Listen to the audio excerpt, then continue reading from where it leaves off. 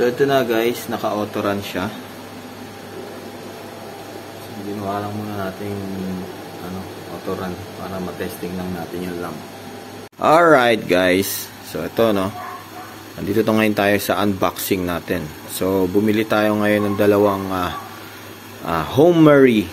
Ang Homemarie na 10R 275 watts na moving head beams.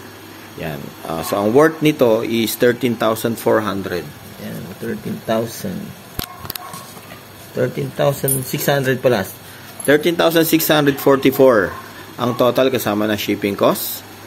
So check natin yung dalawa na to kung maganda, open lang natin siya.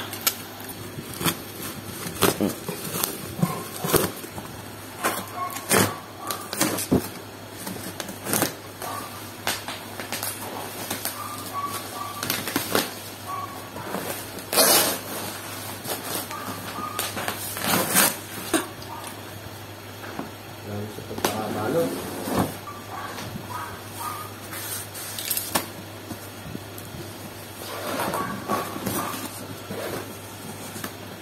Ito yung una nyo makikita.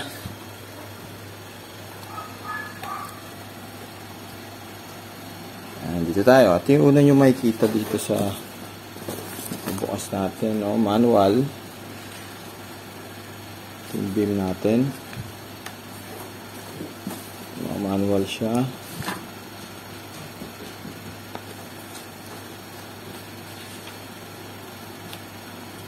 Yan. Let's check natin yung personality.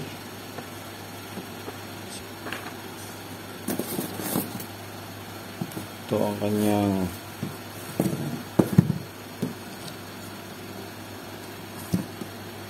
bumababa ito.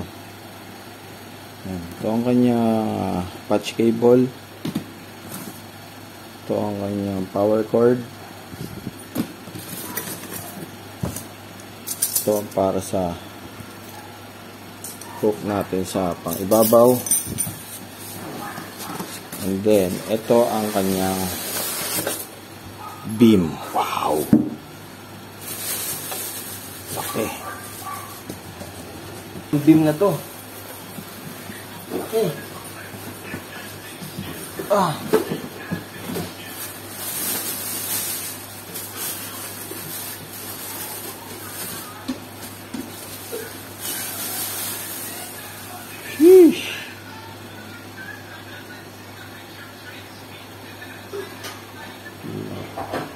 Napakaganda naman ng beam na to. Ang laki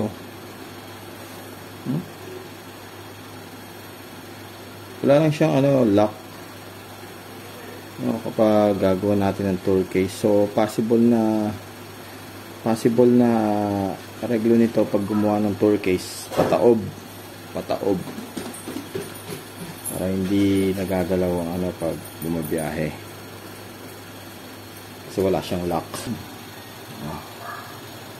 Suwabe. So itong unang beam natin, sinaksak na natin.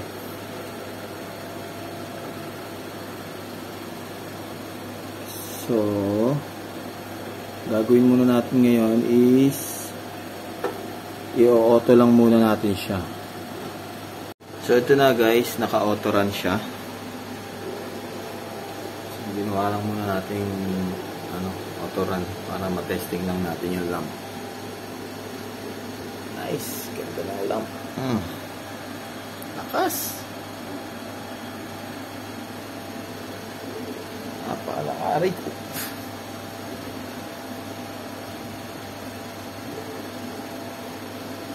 Nice one. Buksan naman natin tong isa. Okay guys, so dito na tayo sa pangalawang beam natin. So napagana na natin kanina yung isa.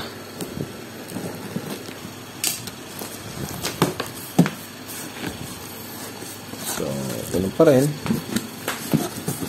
Ito patch cable, stand.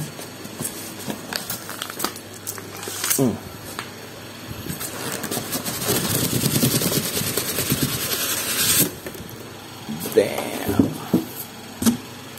Eesh.